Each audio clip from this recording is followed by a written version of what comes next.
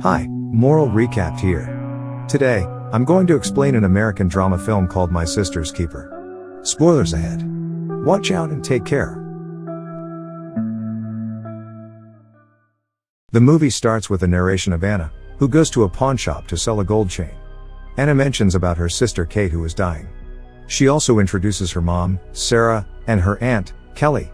Her mom has quit her job as a lawyer, and her aunt has only worked part-time since her sister got sick. Their life now revolves around keeping Kate alive. They all gather around the dining table, have their food, and have fun. The scene shifts to a flashback where Kate has been sick, and she suspects it was anemia. She goes to a doctor, and he hands her over a card. She has been referred to an oncologist. They go to the hospital, where Dr. Farquaad meets them and states that she has leukemia cancer. Later, Kate is severely sick and vomits blood. She is then admitted to the hospital, where the doctor tells her parents that she needs more bone marrow. The doctor says that neither her parents nor her sibling is matched to be donors. Then the doctor recommends something off the record. He suggests they have a test tube baby. By this, they can assure a 100% match for Kate. In the present day, Kate has a fever since all night long. Anna reaches out to Kate and sees that her nose is bleeding. The other day, after completing school, Anna met Mr. Campbell. He is the attorney for Anna because she wants to sue her parents for rights to her own body. She explains that her sister, Kate, has leukemia, and her parents are forcing her to donate her body parts for Kate's treatment. She knows that she will be required to donate one of her kidneys to her sister. Anna is worried that, donating her one kidney to Kate, she will be restricted of many things in her life. She will not live a normal life and have to be extra careful regarding her health. Campbell sees the report and finds out that she is not lying. Anna gives him $700 and asks for his help, to which he agrees. Sometime later, everybody is in the hospital. Anna's attorney Campbell shows up in front of the ward and tells Sarah that she has been served. Sarah becomes very confused and furious. Anna tells her that she got herself an attorney and sued them. Anna doesn't want to do it anymore. She argues with her mother and gets slapped, and Anna leaves the room. Brian, Kate and Anna's dad, receives a call from her wife when he is in the middle of his firefighting job. Later that night, everybody sits together where Anna tells everyone that she doesn't want to do the transplant. She wants to live long and lead a happy life with no worries. The doctor has already told them that Anna must be careful with the rest of her life after the transplant. She will be restricted from many things she wants to do, like sports, drinking alcohol, maybe even having children. Her mother resents Anna, so she leaves the table. Anna's dad takes her out to lighten her mood.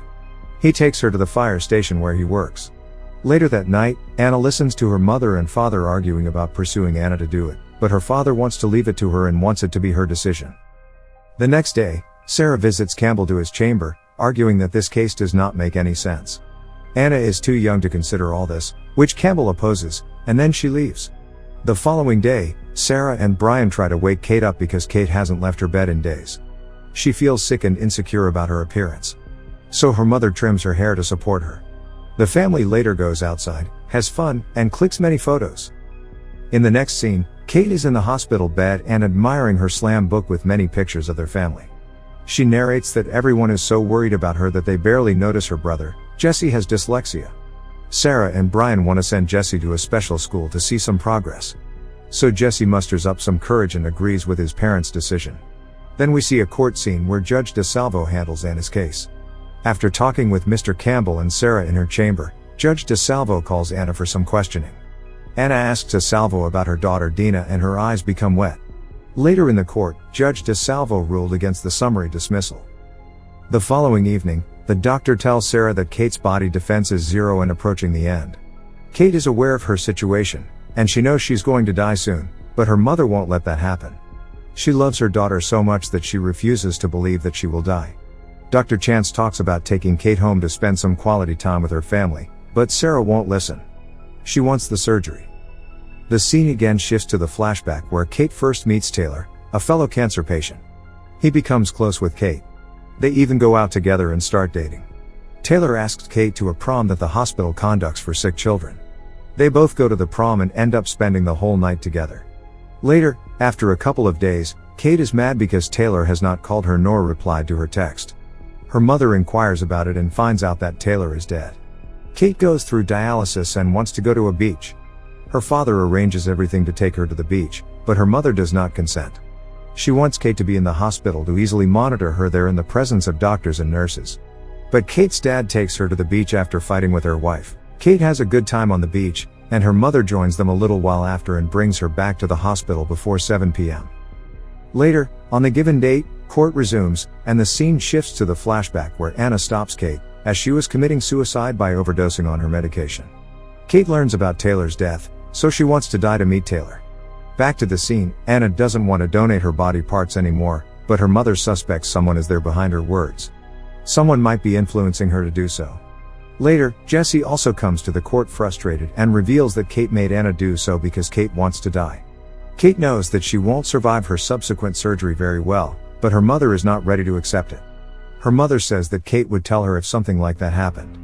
Her husband says that Kate has told her millions of times, but she would not listen because she loves her so much. The next moment, Mr. Campbell leaving the courtroom without any notice. As he crosses the door, he tumbles down as he has epilepsy. The court session continues as soon as Mr. Campbell becomes fine. The judge makes her decision. But before giving the final verdict, she wants to talk with Kate personally. After talking with Kate, she leaves, and her family members join her. They give Kate many pieces of advice and remedies to cure her situation. Brian orders some pizza to lighten the situation. The family then has funny conversations and has pizza. Kate has made her mother a book with all their memories. Her mother cries, then they both lie together in the bed. In Kate's funeral, everyone expresses their sorrow. After a couple of days, Anna gets a surprise visitor. It's her attorney, Mr. Campbell. He notifies her that they won the case, which holds up his 91% success rate record. After Kate's death, many things change. Sarah starts her work. Brian takes early pension and now spends time counseling troubled inner-city youth. Jesse goes back to school and gets a scholarship to a fancy art academy in New York.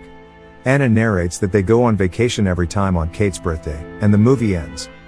Don't forget to subscribe the channel and like the video. Thanks for watching.